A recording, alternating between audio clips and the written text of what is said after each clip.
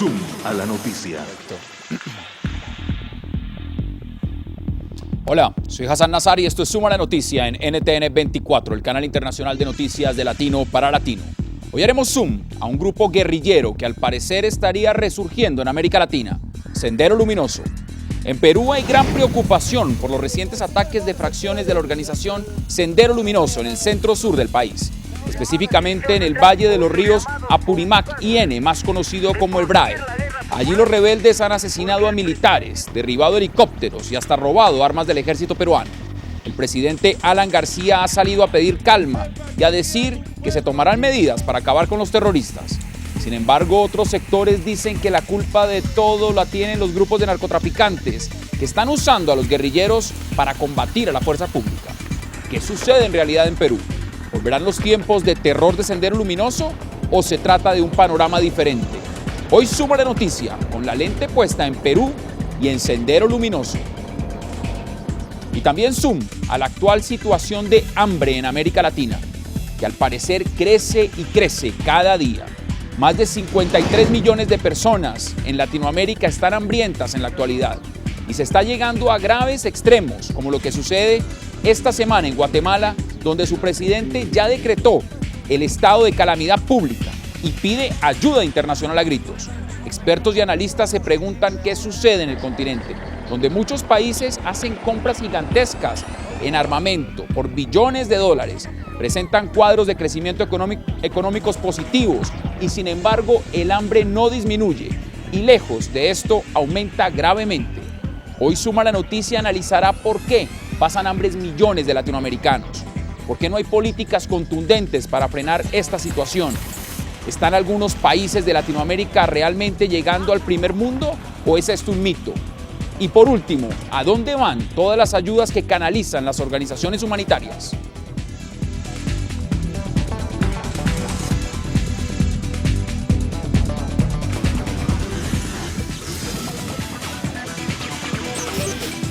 Zoom a la noticia.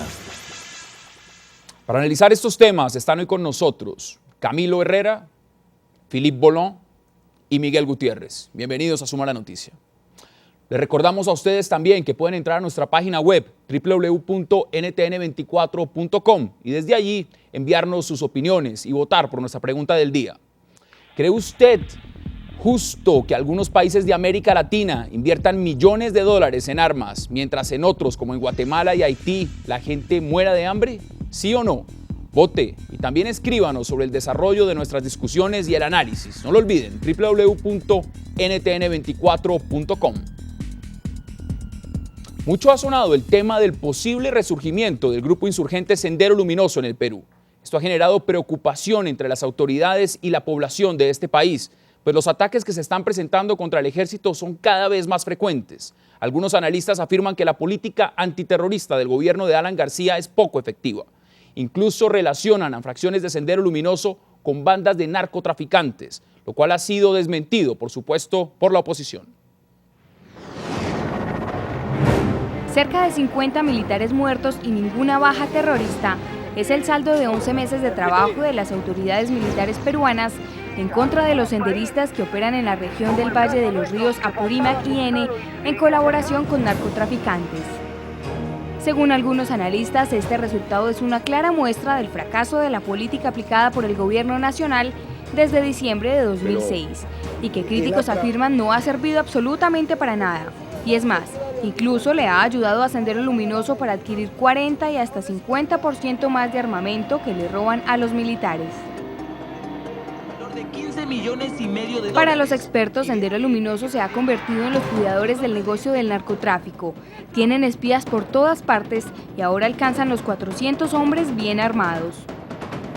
Sin embargo, algunos aseguran que los grupos que aún combaten en la zona conocida como BRAE bajo el nombre de Sendero Luminoso se mueven por intereses personales y no son marxistas, leninistas o maoístas. En las últimas 2 semanas, 5 soldados han fallecido en los enfrentamientos que el ejército mantiene con miembros rebeldes del grupo Sendero Luminoso, además de perder un helicóptero y de haber tenido que abortar una operación de rescate ante los incesantes disparos de la guerrilla. Ante estos hechos, el ministro peruano de Justicia, Aurelio Pastor, afirmó que el fundador de este grupo guerrillero, Abimael Guzmán, debe seguir pidiéndole perdón al pueblo peruano. Pero según fuentes de la Dirección contra el Terrorismo, Sendero Luminoso viene reclutando a exefectivos militares de la zona del BRAE por sus amplios conocimientos en armas, e incluso les pagan hasta 1.500 soles, es decir, $516 mensuales, para proteger el envío de dinero y droga en ese sector.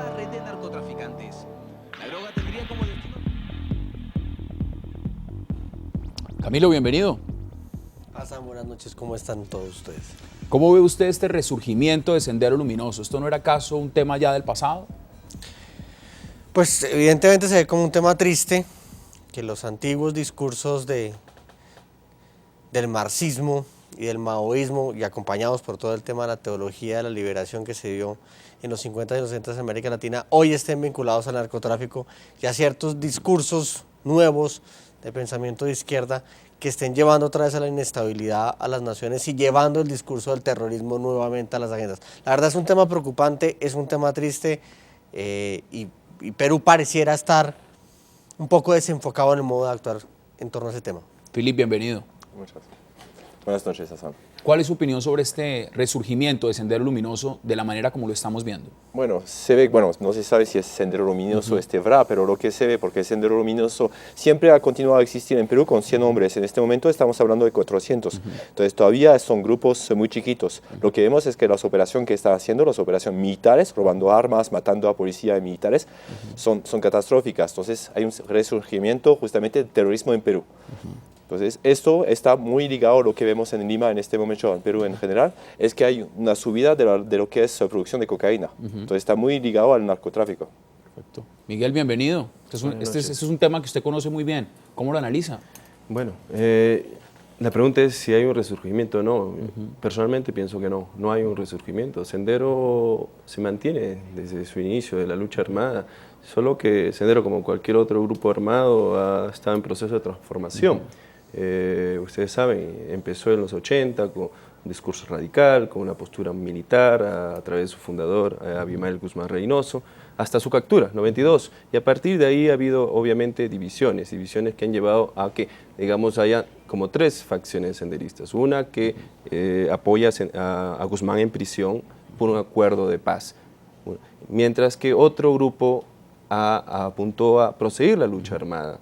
Dentro de ese grupo ha habido discusiones ideológicas y finalmente se han dividido nuevamente a su vez. Entonces, hay un grupo que apunta a la solución política negociada con el Estado peruano, que se mantiene en el centro del Perú, que es el Valle Cocalero del Huallaga, que es una zona también de producción, la mayor, la más grande en el Perú. Y otro grupo que es el que estamos ahora mencionando, lo que ya reniega de las posturas iniciales de Abimael Guzmán, que ya no se considera maoísta, sino que simplemente adopta el marxismo-leninismo y sigue de alguna manera, y ha seguido por años en esta zona cocalera llamada BRAE. En su opinión, ¿cuál de esas 3 facciones es la más peligrosa?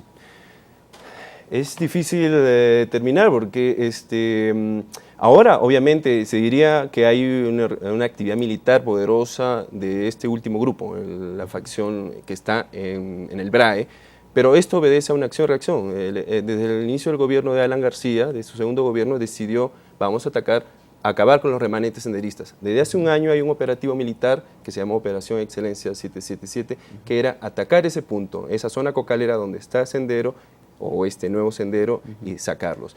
Es una zona difícil, es una zona que no es conocida normalmente por los militares peruanos. Es ahí donde se están produciendo esos choques. Obviamente que daría la impresión que Sendero está creciendo, y no es así, simplemente el ejército, las Fuerzas Armadas están entrando en una zona que es difícil y que están teniendo algunos resultados en el balance negativos. Sin embargo, las Fuerzas Armadas sabían de qué iba a ocurrir estas bajas. Correcto. La opinión pública es así. Camilo, en eso que menciona Miguel, que tiene que ver con transformación y tiene que ver con el hecho también de crecimiento. Aquí sí estamos frente a una nueva alianza, y es la alianza de un grupo armado en armas, que está alzado en armas y que está en alianza con el narcotráfico. Esa combinación ya la conocemos en América Latina. ¿Cree usted que esto sea una combustión que pueda generar un problema mayor en el Perú? Es posible. Perú lleva desde el gobierno Fujimori hasta la fecha, en unos niveles de crecimiento realmente interesantes e importantes. O sea, la economía ha crecido muy bien, es de los países que está mejor conectado con el comercio internacional, pero internamente todo ese desarrollo no ha sabido distribuirse hacia las regiones. Yo no veo cómo Perú está muy concentrado en Lima y en ciertas partes de la costa, pero el desarrollo del país no se ha dado como en el resto de regiones de América Latina. Lo mismo Brasil, que es una de las economías más grandes del mundo, no ha sabido transmitir la riqueza hacia su población más vulnerable, como le pasa a Colombia, le pasa a Argentina, le pasa a Chile, le pasa a todos, y eso es un caldo de cultivo para que pasen muchas cosas. Si quedan espacios con ideologías que tengan un pensamiento claro y que consideren que se debe seguir un camino para lograr una equidad social o una justicia social, bien sea un leninismo, marxismo, maoísmo, un movimiento bolivariano del siglo XXI, lo que sea, van a buscar la forma de imponer esa idea, porque las personas que están detrás de ideas, que están detrás de imaginarios, creen realmente en el discurso político, en el discurso de las ideas, mientras que el país, Perú en este caso, se mueve en el discurso del pragmatismo. Hay que hacer que la economía se mueva, hay que hacer que seamos una economía fuerte, tenemos que conectarnos con el mundo, tenemos que ser productivos. Esas dos cosas se desbalanzan y la ideología tiene que buscar una forma de financiarse. Hay un espacio muy grande para el narcotráfico que aprovecha ese caldo de cultivo para hacer lo que sea, y si están ubicados, como nos cuenta usted, que conoce mucho más la región peruana, pues para el ejército es simplemente entrar a jugar a las escondidas, no saben dónde están entrando. Pasó en Colombia en algún momento, pasó en Vietnam con Estados Unidos, les pasó en Indonesia, pasó en una cantidad de sitios donde entran tropas muy preparadas técnicas, a sitios donde el campesino conoce el sitio. Conoce el territorio. Conoce el territorio, sabe cómo moverse y le puede hacer una emboscada al ejército a alta velocidad. Lo que están haciendo es básicamente armando a ese grupo armado nuevamente. Antes de ir con Felipe, quiero que veamos este informe. Sendero Luminoso durante la década de los 80 y los 90 marcó una época de terror en el Perú. Sus cruentas acciones fue catalogada como una organización terrorista de tendencia maoísta. Veamos el siguiente informe al respecto de nuestro corresponsal en Perú, Karen Herrera. Hace 17 años, aquí en el Boulevard de Tarata, detonaron 2 coches bombas que acabaron con la vida de 25 personas. Hoy podemos decir que casi 70.000 personas han muerto en la década más violenta que tuvo el Perú. A partir de los años 80 se instalaron 2 grupos subversivos dedicados a sembrar el terror en pro de algo que ellos llamaban nueva democracia y que hoy los peruanos recuerdan y reconocen como terrorismo. El Perú registra en su historia 13 años de una nefasta realidad. Las zonas desatendidas del país y los claustros universitarios fueron el escenario preciso para empezar a gestar una ideología antisistema, una ideología llamada Sendero Luminoso. El conflicto empieza con la llamada lucha armada por parte del Partido Comunista del Perú, Sendero Luminoso, en mayo de 1980. Esta facción maoísta estaba liderada por Abimael Guzmán Reynoso. Sendero Luminoso ha sido autor de masacre a campesinos, asesinatos a periodistas, desapariciones, secuestros, violaciones, en pocas palabras, responsable del 53% de las muertes de la guerra interna. El resto es atribuido al otro grupo subversivo y a los excesos en los que incurrieron las Fuerzas Armadas. La caída de Sendero llega con la captura de Abimael Guzmán en 1992. Él y 11 de sus colaboradores, entre los que se encuentra su esposa Elena Iparraguirre, son juzgados por homicidio calificado y terrorismo agravado contra el Estado.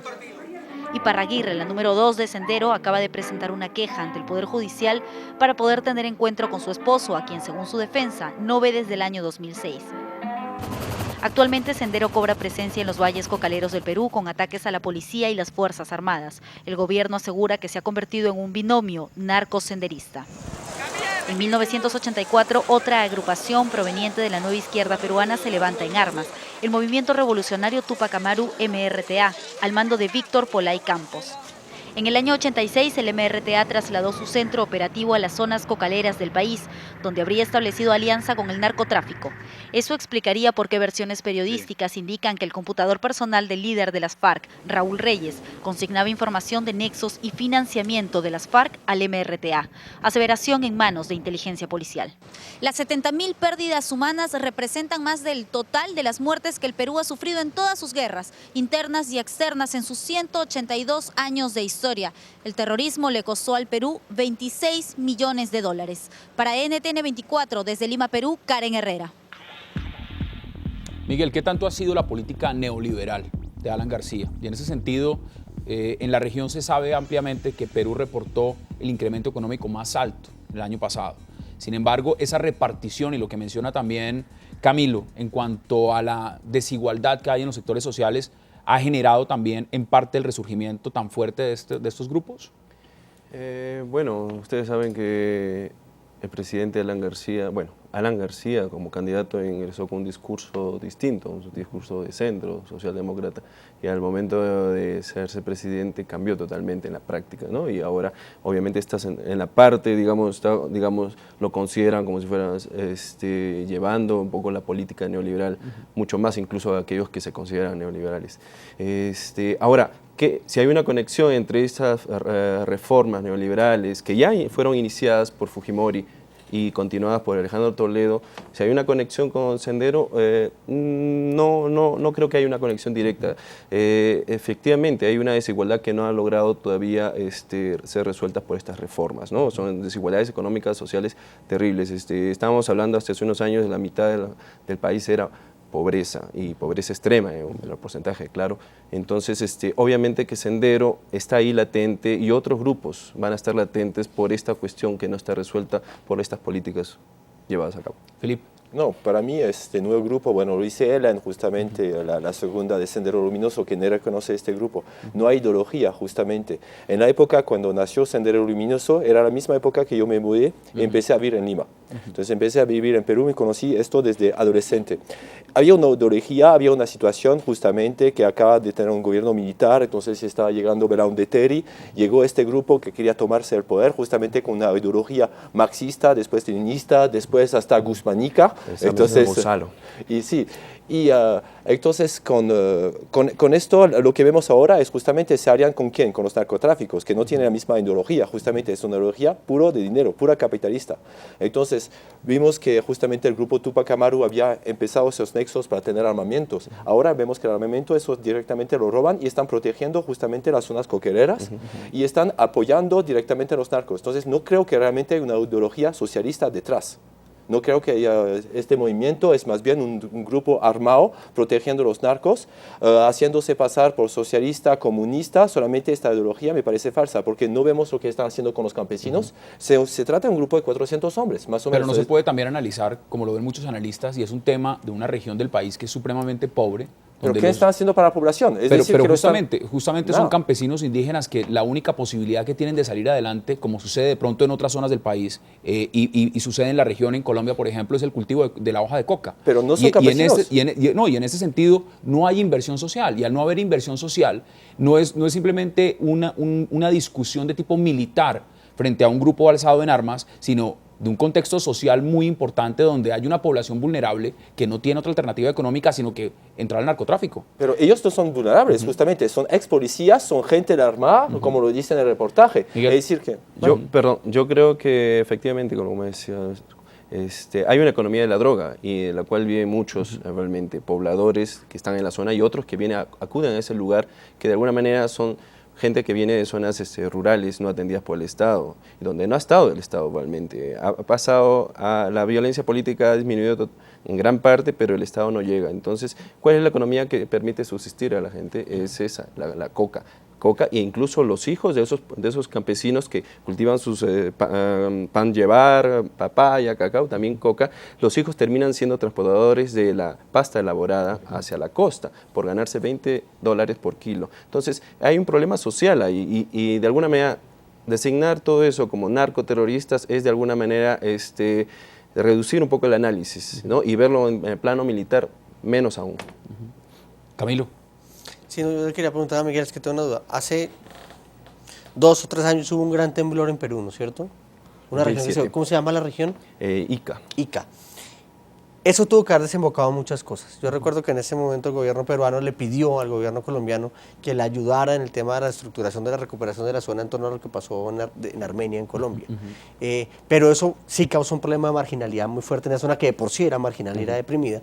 Y eso pudo haber impulsado a una cantidad de procesos dentro de Perú que se fortalecieron más. Estoy de acuerdo con Pierre. Uno no puede decir que todo sea un discurso de ideología. Yo no estoy diciendo que todo sea un discurso de socialismo, que todo sea... Pero sí pudiera uno ver escenarios ante la falta de evidencias. Juguemos al abogado del diablo. Si yo tengo un grupo guerrillero de pensamiento de izquierda con 400 hombres ¿Pero de qué origen son? ¿Son campesinos? No creo. Ese es el problema, que los que están en esos grupos armados no son campesinos. Miguel, ¿son No, campesinos? vale. ¿No son campesinos? Puede que sean mitad y mitad. No son necesariamente campesinos, obviamente, pero son, igualmente, es cierto, ellos mismos han admitido, en un discurso, el jefe de la facción senderista, que se llama Víctor Quispe Palomino, él indicó, efectivamente, hay una economía de la droga, nosotros nos beneficiamos de eso de alguna manera, pero los grandes narcotraficantes no están en el Brae o en el Guayaga, están en otro lado. Él se refería, imagino, a los lavadores, a quienes son los financistas. En parte, tiene razón, yo definitivamente, pero sí, definitivamente hay una alianza con el narcotráfico de Sendero y se aprovecha. Y esa alianza ese es momento. peligrosa, no solamente en Perú, sino es peligrosa en cualquier parte del mundo, específicamente en América Latina. Sí, pero la economía de la droga, el narcotráfico, el fenómeno del narcotráfico no se suscribe solamente a esa zona. El narcotráfico está en todos lados, incluso en la clase política de nuestros países se puede encontrar. Quiero que centremos también un tema importante y tiene que ver con la política frente al terrorismo que ha adoptado el presidente García. Ha sido muy criticada, él ha pedido calma. Y sin embargo, el enfrentamiento que han tenido las fuerzas militares con Sendero Luminoso dan una demostración de ya 50 militares muertos, ya han derribado un helicóptero, ya han atacado a una base militar peruana y le han robado armamento. Entonces, esto no es una batalla tampoco sencillamente de un grupo marginal de 400 hombres que no tienen cómo pelear, pues lo están demostrando abiertamente. No sé, yo pienso que ahí entran discursos complicados, por eso hablaba de repente irme al extremo de jugar al abogado del diablo. Si yo soy un grupo que me presento como de izquierda, bien puedo ser de militares disfrazados y de narcotraficantes, lo que sea, y América Latina se está moviendo hacia la izquierda haciendo lo que sea, puedo encontrar financiamiento, puedo encontrar apoyo, puedo encontrar redes, se habla del computador de Reyes, hay gente que hablará de Chávez, bueno, esto será todo en torno al discurso que ha sufrido América Latina en los últimos 2 años. Entonces, eso que se calienta y que hay una cantidad de calores políticos que plantean que puede haber una pelea entre derechas y izquierdas en América Latina, sale acompañado de un discurso de gobierno diciendo son terroristas. Eso es una posición básicamente norteamericana. Eso es un discurso que estamos intentando olvidar hace 3 años y no hemos podido. Volver a hablar de terrorismo, sin duda, los grupos guerrilleros son delincuentes, están al margen de la ley, son subversivos, son anticonstitucionales, están en todo que sea, pero no le causan realmente terror como tal a la población, se están sembrando cosas de estilo, están absolutamente no están atacando a la población, están atacando al Estado. Que hay momentos que lo hagan, sí. Caso de la guerrilla colombiana, el M-19 hace demasiados años, no tengo el recuerdo, con un operativo de 15 hombres le robó todo el armamento a un batallón en Bogotá. Pero es un caso también donde, o sea, decir que no hay terrorismo en el caso del Perú, no estamos tampoco siendo muy generosos con la terminología. Yo diría que decir que hay terrorismo puede cerrar el discurso de una manera demasiado fuerte. No, pero hay terrorismo, como en Francia con Córcega tenemos terroristas, entonces en todos los países hay terroristas. Pero yo estoy de acuerdo con Miguel, es decir, que esta región es muy complicada. Entonces la Armada por instante está empezando, entonces no estoy apoyando a Alan García, pero estoy de acuerdo que es lento, es decir, que no de una van a poder recuperar esta región. Entonces las pérdidas de hombres estadísticamente normal. Entonces poco a poco yo creo que lo que está haciendo está tratando de recuperar esta región. Vamos a ver. Miguel, ¿qué pasa con el tema de la cooperación? Se le ha pedido al presidente Alan García que tenga una política de cooperación y se sugiere, como en el caso colombiano, que se pensara en los Estados Unidos. ¿Esa posibilidad está abierta en el Perú? La ayuda económica de Estados Unidos no existe, es mínima si comparamos con el caso colombiano, realmente. Por eso, ¿por qué la ayuda económica estadounidense a Colombia es más importante en términos económicos que en Perú, siendo Perú también el segundo exportador? Y teniendo en cuenta el informe que dice que va a ser en el 2011 el primer productor de coca en el mundo. Podría llegar a ser, exacto. ¿Por qué no? Porque básicamente se sabe que la droga que es producida en el Perú no va a Estados Unidos, no va al mercado norteamericano, solamente 15%, si no me equivoco, y el resto va a Europa. Entonces, ahí de alguna se explica por qué no hay, digamos, la sugerencia, la iniciativa norteamericana a incrementar el apoyo al Estado peruano para, de alguna manera, acabar los cultivos de coca en la zona, como se hace en Colombia, ¿no? Con el Plan Colombia, que es mucho más fundamental, de alguna manera, cortar el puente, el tránsito de la cocaína al mercado norteamericano. Filip, en el caso de, ya hay un enfrentamiento militar entre este grupo alzado en armas, Sendero Luminoso, y las fuerzas militares.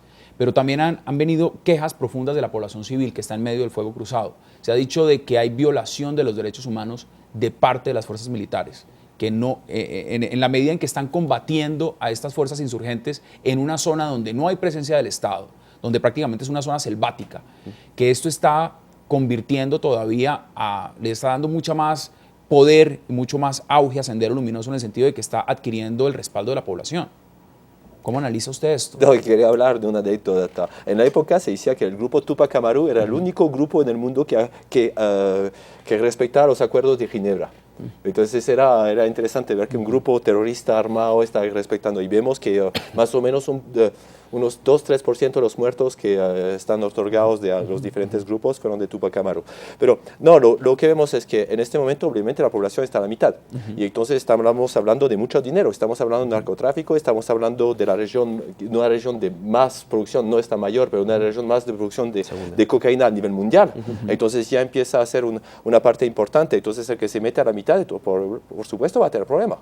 Entonces es una guerra dentro de una guerra, es una guerra de narcotráfico, es una guerra entre diferentes grupos, no hay un solo capo, hay varios capos. Entonces todavía no es como aquí en Colombia o en otros países donde justamente hubo unos grupos que están manejando las cosas. Perú, vemos que hay diferentes caciques que están manejando las regiones, entonces va a seguir. Pero sigo diciendo que todavía se trata de 400 personas, no estamos hablando de... Muy bien armadas. Muy bien armadas, estamos de acuerdo, pero bueno, la Armada peruana está súper armada. Tienen buenos aviones. Es que digamos, como lo decía mi compañero, en el caso de Vietnam, no necesariamente estaban bien armados, pero conocen la zona, han vivido. Sus hijos son ahora, digamos, parte de la facción. Ustedes habrán visto hace un video mostrado, una entrevista al jefe, donde aparecen niños de 11, 12 años portando armas. Armas que les han sido arrancadas a los militares en emboscadas, o otras probablemente compradas con el dinero del narcotráfico. Entonces, no necesariamente están bien armados, pero conocen la zona mucho mejor que los militares, y ya no son grupos como antes. En gran mayoría se desplazan en pequeñas columnas y saben cómo ponen minas, cazabobos, por todo. Entonces los militares entran a la zona y muchos a veces han fallecido simplemente por eso, simplemente por pisar una mina en la zona. Quiero que hagamos contacto también con Jaime Antesana, es analista político y experto en temas de narcotráfico. Jaime, bienvenido a Suma la Noticia. Buenas noches. Jaime, es un placer tenerlo con nosotros. Díganos, ¿para usted renació Sendero Luminoso o esto es simplemente una mera especulación? Bueno, en el Perú no hay un resurgimiento del terrorismo ni un rebrote de Sendero Luminoso. Lo que está ocurriendo en el Perú es que dos remanentes que provienen de Sendero Luminoso, que surgieron de Sendero Luminoso, tomaron un camino propio, un proceso de autonomización de lo que fue el Partido Comunista del Perú, SL, ¿no? Y que a lo largo de la presente década se han articulado a la cadena narco. ¿Qué quiere decir esto? Quiere decir que estas dos organizaciones han pasado de ser protectores de los cargadores de la droga a ser parte de la cadena narco como cultivadores y procesadores de droga. Y en el último tramo, desde el 2007 a la actualidad, se han convertido en una organización armada que busca controlar las rutas de la droga que salen del valle del río Apurímac y Ene, una de las principales zonas de producción de coca y clorhidrato de cocaína del Perú. Eso es lo que ha pasado con estos dos remanentes. No hay entonces en el Perú ningún renacer del Sendero Luminoso. Sendero Luminoso, que protagonizó el terror, la violencia y la destrucción en el Perú, más del 90% de esa organización hoy se encuentra articulada a su jefe indiscutible para ellos, que es Abimael Guzmán, y en general se encuentran en una situación de repliegue estratégico. Es decir, hoy no están en acciones armadas. Entonces, que quede claro para la opinión pública colombiana que dos remanentes no puede ser el renacimiento de Sendero Luminoso. Dos remanentes que hoy no tienen estrategia de poder, no tienen articulación nacional, no tienen un discurso ideológico y político capaz de poder convertirlos en una amenaza como sí lo fue Sendero Luminoso en los 80 y parte de los 90. Jaime, pero en ese sentido, si no tiene esa ideología política y no tiene ese respaldo, si bien es cierto que la alianza con el narcotráfico es mucho más poderosa y lucrativa, y en ese sentido, si estamos hablando de una fracción que en este momento, o dos fracciones, como dice usted, de tan solo 400 hombres, puede que en el transcurso de los años y en el informe que usted escribe, en el cual el Perú se convertirá posiblemente en el mayor productor de coca, de hoja de coca, para el 2011, el financiamiento de este negocio permita que se puedan financiar muchas más personas y que el número de 400 pase, como en el caso colombiano, por ejemplo, a 15.000. ¿No cree usted? ¿No está usted de acuerdo con esa apreciación? Bueno, si me la puede precisar la apreciación, yo lo podría responder, no lo escuché adecuadamente. En el caso del financiamiento, el financiamiento que se está dando a este grupo marginal, que está en este momento en 400 hombres, ¿no cree usted que el narcotráfico permitiría financiar de manera progresiva, como en el artículo que usted ha escrito, donde el Perú se convertirá en el mayor productor de hoja de coca para el 2011, pueda pasar ese número de 400 a un número superior de hombres, a 1.000, a 2.000, a 10.000 hombres? Yo creo que sí. Una de las tendencias que está abierta aquí en el caso peruano es que de continuar la lucha antidrogas en Colombia en los niveles en el que está actualmente, nosotros vemos que es posible que el Perú vuelva a ser... Se suspendió la señal. Creo que estamos teniendo un pequeño problema de comunicación. Pero Camilo, sobre esa pregunta, ¿no es viable esa posición de que justamente esa alianza con el narcotráfico haga que estas fracciones, que en este momento se ven desde el punto de vista peruano como simples fracciones que no tienen esa connotación política tan importante, se pueda volver un fenómeno mucho más peligroso como lo que sucedió, por ejemplo, en Colombia con los paramilitares? Militarmente parece lógico. Si yo voy a crecer mis extensiones de sembrado, necesito un mayor pie de fuerza para mantenerlas. Si voy a mantener las rutas de salida, necesito un pie de fuerza más fuerte. Inevitablemente puede ocurrir. Y si el gobierno peruano está haciendo lo que está haciendo ahorita y no lo pudiera asimilar lo que pasó en Colombia, eso fue más o menos en 1964, cuando el gobierno de Guillermo Reón Valencia intentó atacar a las guerrillas liberales pequeñas que estaban surgiendo en Colombia para no dejar que crecieran, y de ahí se desembocó las FARC, el ELN y todo el sistema de la coordinadora guerrillera Simón Bolívar en Colombia. Podemos estar viendo lo mismo. Es un panorama mucho más desalentador todavía. Un pequeño grupo que es atacado, que puede estar financiado en el mediano y largo plazo, que puede crecer mucho y que se les puede salir de control. La verdad yo no había pensado en ese mapa, puede ser complicado, quizás lo que está haciendo el gobierno de Alan García, como dice Pierre, sea lo correcto a tiempo.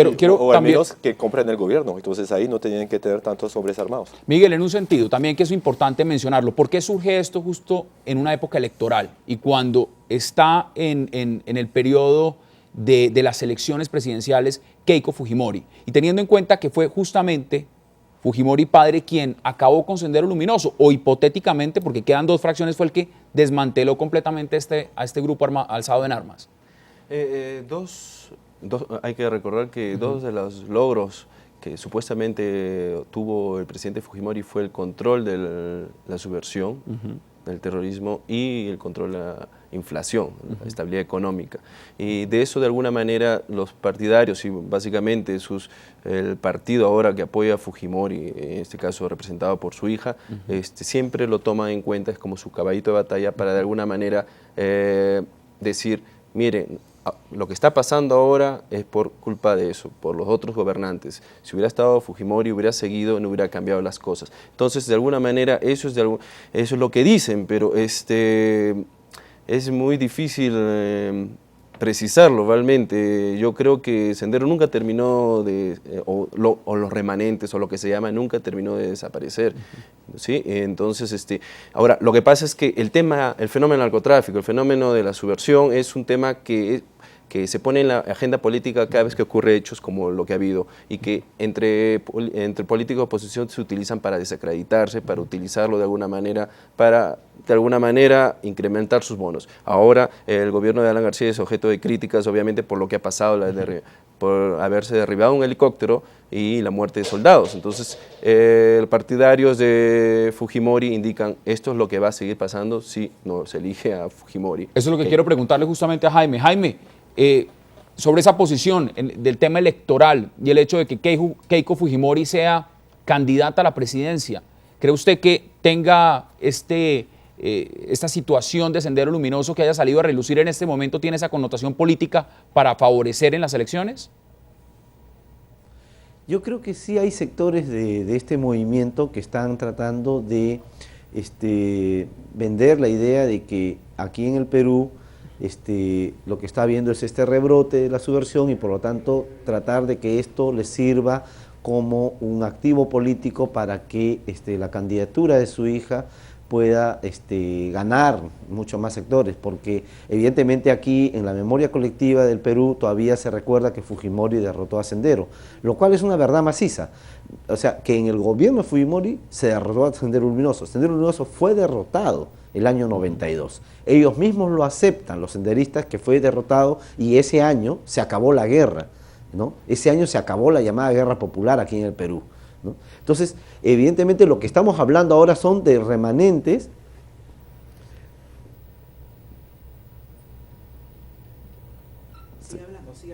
bueno, de lo que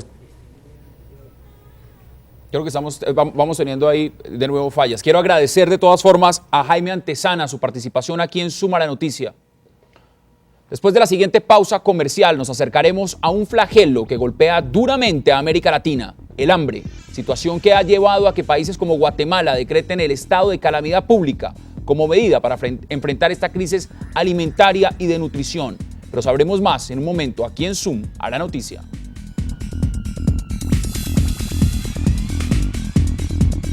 Estamos presentando Zoom a la Noticia.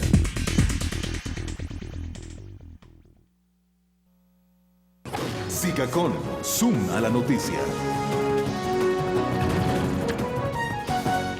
Visitemos ahora a nuestra editora web de hoy, Manuela Salazar, para conocer acerca de las opiniones que nos han llegado a nuestra página web www.ntn24.com y sobre todo saber cómo van las votaciones a nuestra pregunta del día. Por favor, adelante, Manuela. Hassan, muchas gracias y pues le cuento que la pregunta de hoy en nuestro sitio web fue: ¿cree usted justo que algunos países de América Latina inviertan millones de dólares en armas, mientras en otros como Guatemala y Haití la gente muera por hambre, sí o no? Por el sí tenemos un 25% y por el no un 75%. Esto significa que hasta el momento va ganando la opción del no. Pero además también tenemos opiniones. Ofelia nos escribe: no es justo, sin embargo, injusticias se ven por todas partes. Este no sería el único caso. Países como México, Brasil y Chile deberían colaborar y ser más solidarios con la causa. Y Venezuela, gastando sus petrodólares en armas, el colmo, teniendo tantos problemas sociales al interior. Gracias a todos los que nos han enviado sus comentarios. Esas son las votaciones y algunas de las opiniones que tenemos por hoy. Hassan, continúe usted con el siguiente debate en Zoom a la Noticia. Hasta pronto. Gracias, Manuela. En Guatemala, más de 54.000 familias se mueren de hambre y 400.000 más podrían correr la misma suerte para final de este año. Por esta razón, el presidente de esta nación, Álvaro Colón, acaba de decretar el estado de calamidad pública para poder de esa manera acceder a ayudas internacionales e intentar buscar más recursos. En total, más de 53 millones de latinoamericanos están con hambre, mientras muchos de sus mandatarios compran armas y otros presentan informes positivos de su crecimiento económico. Los ojos del mundo se han posado en Honduras en los últimos meses debido a la difícil situación política que vive ese país por el derrocamiento del presidente Manuel Zelaya. Sin embargo, parece que pocos ojos se detienen a mirar la difícil situación social que vive casi toda América Latina, donde incluso en Guatemala, el presidente Álvaro Colón acaba de decretar el estado de calamidad pública para tomar medidas contra la pobreza y desnutrición que se vive en ese país. Esto debido a la difícil situación por la que atraviesan miles de guatemaltecos que han tenido que soportar las duras sequías que han destruido los cultivos de maíz y frijol, principales productos agrícolas de esa nación centroamericana. Se estima que al menos unas 54.000 familias están sufriendo las consecuencias del hambre y la desnutrición de esta sequía, y se teme que unas 400.000 más puedan verse afectadas antes de que termine este año, situación que hasta el momento ha dejado como consecuencia la muerte de 462 personas, según cifras de la Secretaría de Salud Alimentaria.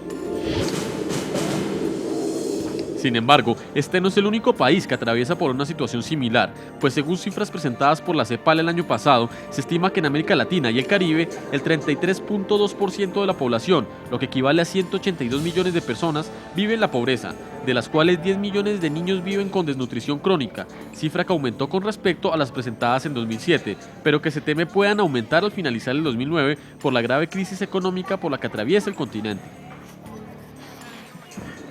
Ante este oscuro panorama, analistas se preguntan si será que las políticas implementadas hasta el momento están siendo dirigidas más hacia la competitividad política entre los dirigentes de las naciones que al bienestar social de las personas de los pueblos, que ha originado un retroceso sobre el tema en la región, hasta el punto que expertos aseguran que se ha vuelto a las cifras de la década de los 90.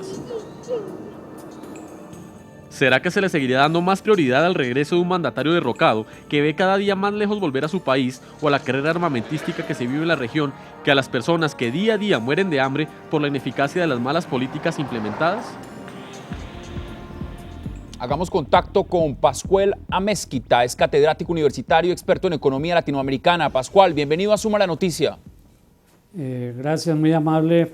Aquí la Escuela de Empresa de la Universidad Sergio Arboleda saluda muy placenteramente esta invitación. Tenemos un inconveniente de sonido. Pascual. Señor. Pascual, ¿qué pasa con América Latina? Que se habla de crecimiento económico, de compra de armamento, pero la realidad es otra, está acosada por el hambre y la pobreza. ¿Cómo analiza usted esto? Bueno, sí, gracias. Las cifras son bastante preocupantes, efectivamente. Y yo creo que uno de los puntos que habría que mirar es el contexto estructural de América Latina, es decir, identificar los problemas que presenta América Latina, porque venimos de una situación bien paradójica, y es que América Latina ha mostrado un crecimiento en los indicadores macroeconómicos, América Latina ha abierto sus puertas al mercado, América Latina ha seguido las recomendaciones de las agencias multilaterales, pero sin embargo el problema sigue aumentando. Yo creo que uno de los puntos que tendríamos que empezar a mirar es qué tipo de comercio está haciendo América Latina, porque esto va a incidir directamente en el grado de ingresos que tiene la población y se traduce en el problema del hambre y de la situación caótica que está viviéndose en casi toda América Latina, complicada ahora, por supuesto, por la crisis mundial. Pascual, permítame invitarlo a que nos acompañe durante el debate. Quiero también darle la oportunidad a nuestros panelistas. Camilo, las cifras de la CEPAL son impresionantes. Estamos hablando de un 33.2% de personas en la pobreza y de un 12.9% de personas en América Latina en indigencia, cerca de 71 millones de personas. Está América Latina independientemente de los gobiernos que tengan en cabeza sus estados, sean socialistas, sean neoliberales, sean la ideología que sea, están tomando decisiones equivocadas en cuanto a su política interna y externa? Yo creo que hay tres temas, estoy de acuerdo con lo que decía el experto latinoamericano. Una cosa es la estructura latinoamericana. Latinoamérica, en la generalidad de sus países, no tiene una forma rápida de transmitir el aumento de la riqueza de las economías a la riqueza de la gente. Mejor ejemplo es casi toda la región tenía más o menos el consumo de los hogares en la región es cercano al 68% del Producto Interno Bruto, pero la inversión en la economía pasó de ser cerca del 8%, 10% en el comienzo de los 90, a ser cerca del 18 o 20% de ciertas economías. Eso muestra que las economías han crecido por inversión, pero no se ha transmitido a los hogares. Eso causa un problema claro. Segundo, las cifras de la CEPAL, para mí son alentadoras. Yo la verdad esas cifras no les creo. O sea, son positivas. Yo no le creo a las cifras de la CEPAL. Las cifras de la CEPAL son los agregados de las cifras de los gobiernos de los países. Yo personalmente, y no, sin ninguna ideología política, no creo en las cifras de pobreza de Venezuela. Puede ser el doble o puede ser más. Las de Colombia, que si bien son fuertes y son dolorosas, tienen una medición mucho más alta y mucho más delicada que en otros países. Entonces, una cosa es pobreza y otra cosa es hambre. El tema de desnutrición es un tema que es mucho más complicado y va más allá de la pobreza, porque la desnutrición, y seguramente Pierre sabe eso mucho más que yo, genera pobreza en el largo plazo. Si yo no tengo nutrida la población que está en fase educativa, no van a desarrollarse en adelante. ¿Por qué se está dando un problema de desnutrición, un problema de desabastecimiento de alimentos a nivel global? Hay 3 efectos. Calentamiento global, que redujo y modificó los cambios del ciclo de la niña y el ciclo del niño, y está generando unas sequías muy fuertes en el hemisferio y un serio problema que ya está tocando a todo el continente. Segundo, la reducción de la temporada de huracanes en la zona del Caribe, que cambió todos los sembrados de la zona de Centroamérica y el Caribe y tiene afectado el abastecimiento alimentario de esa región. Y tercero, desde más o menos finales del 2005, comienzo del 2006, se da toda la especulación financiera sobre el precio de productos básicos y de commodities que causa que los alimentos entren a ese juego, y hoy por hoy los alimentos son un bien que se convirtió en ser rentable. Si no es rentable, no está en el mercado. Entonces vemos como la coca compite por espacios contra alimentos, como la palma africana compite por espacios, compite una cantidad de elementos por los espacios, y vemos como América Latina está sufriendo de lo que sufrieron China, India, Bangladesh y Pakistán en los 70s, que fue el origen del premio Nobel, de los estudios del premio Nobel de Amartya Sen, y es como en el momento en que Bangladesh se estaba muriendo de hambre, su principal exportación era alimentos. Sí. Increíble. Filipe. Sí. No, eso es interesante, pero yo quería hablar de estadísticas un poquito, como estábamos hablando de armas. Vemos que para erradicar el hambre a nivel mundial se necesita 30.000 millones de dólares, según la FAO. Entonces vamos a tomar solamente estadísticas de la FAO. Se está consumiendo 40 veces más esta suma en armas a nivel mundial. Es que el 91% creció entre el 2002 y el 2008 en América Latina. Sí, espera. Después vemos que solamente la sobreobesidad está representando exactamente lo que cuesta el hambre. Y al nivel de los desechos de los países industrializados, pero aquí en América Latina más o menos, a nivel mundial representa 3 veces más que lo que se necesitaría para erradicar el hambre. Entonces hay una mala distribución de los recursos. Lo vemos, algunos países de América Latina tienen todo para poder sembrar, todo, pero vemos que justamente hay gente que se está continuando pero es que estamos mirando un caso específico, por ejemplo el caso de Brasil. Está cerrando negociaciones con el gobierno francés por 12.000 millones de dólares en un acuerdo militar. Sí. Por el otro lado, está prestando 10.000 millones de dólares al Fondo Monetario Internacional. Sin embargo, en el caso de Guatemala, donde hay 54.000 familias que están muriéndose de hambre. Pero Guatemala es un problema histórico. Solo tiene el presupuesto de 7.5 millones de dólares para contribuir. Entonces, el tema de fondos, ¿dónde está yendo esa riqueza? ¿Se están invirtiendo bien esos fondos? ¿Necesita América Latina realmente que los países se sigan armando y que se siga haciendo negociaciones multimillonarias en ese sentido? Es un tema de imperfección de mercado. Brasil es el principal exportador en el mundo de aceite de soya. Y en Río se mueren al día 20 personas por desnutrición.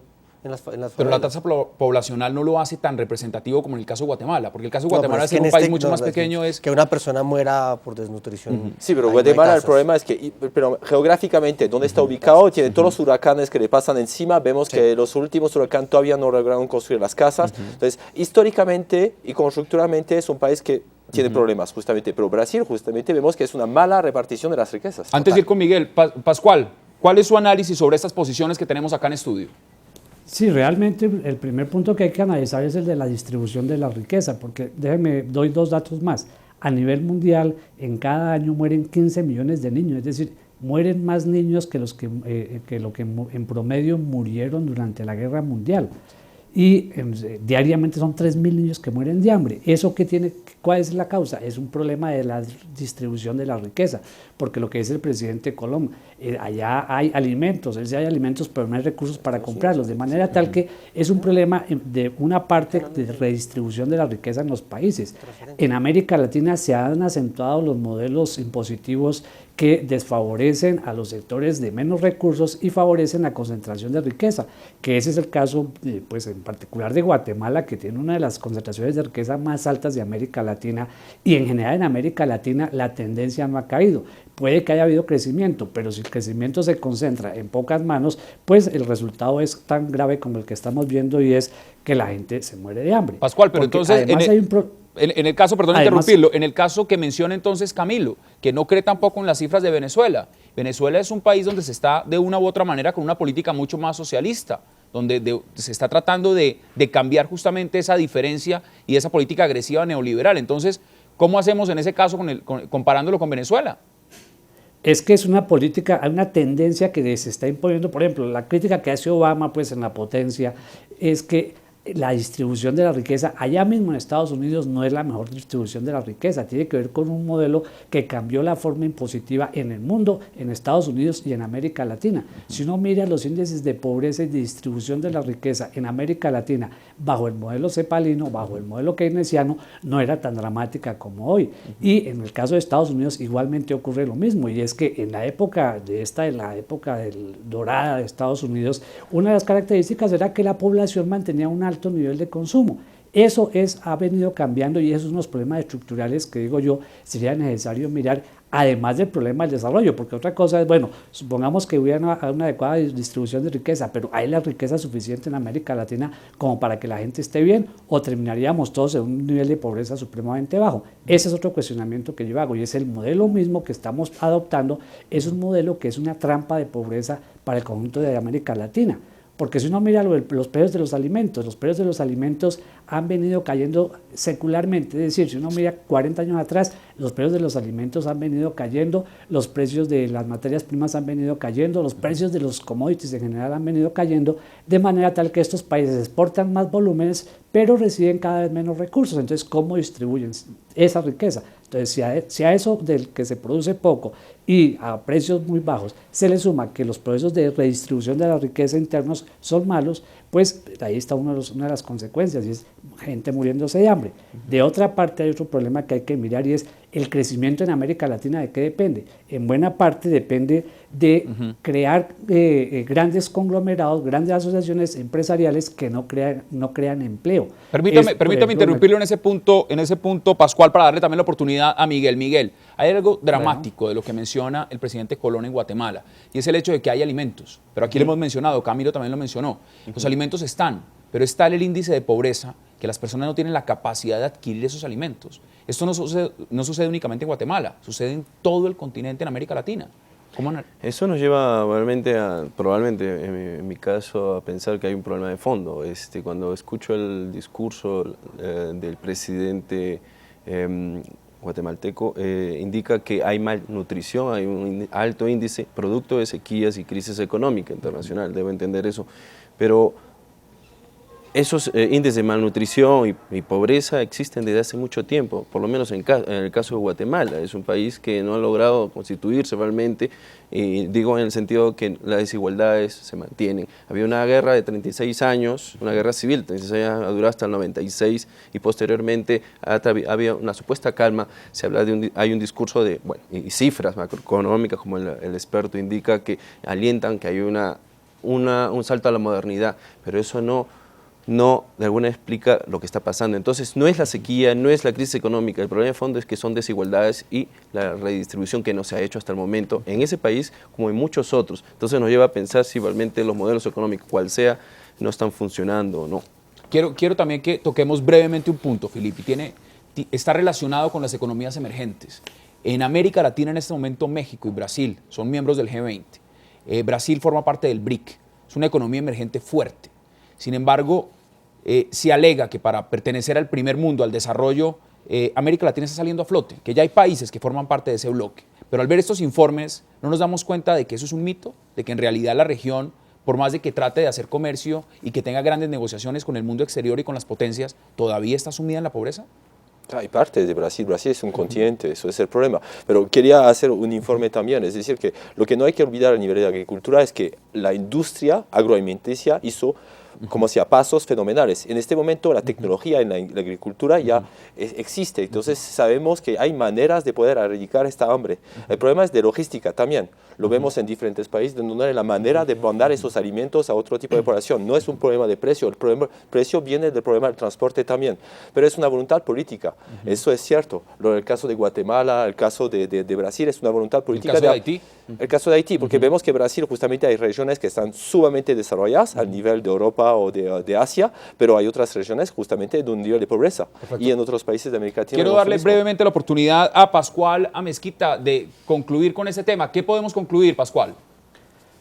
Podemos concluir que una de las cosas que hay que hacer es repensar el modelo económico latinoamericano para que tengamos mayor cantidad de recursos, para que las economías latinoamericanas crezcan, y además adoptar políticas internas que permitan una redistribución de la riqueza. Si no se logran estos dos componentes, seguiremos padeciendo estos problemas como se está viendo. Es un modelo económico que no crea riqueza, que no crea la suficiente riqueza, y a eso se le agrega que ese modelo está también anclado en un hecho de distribución, una forma de distribución bastante desigual que conduce a las situaciones como estas. Si de mí dependiera aconsejar, diría, es repensar el modelo económico y repensar el problema redistributivo, el problema pues de los impuestos y del gasto público.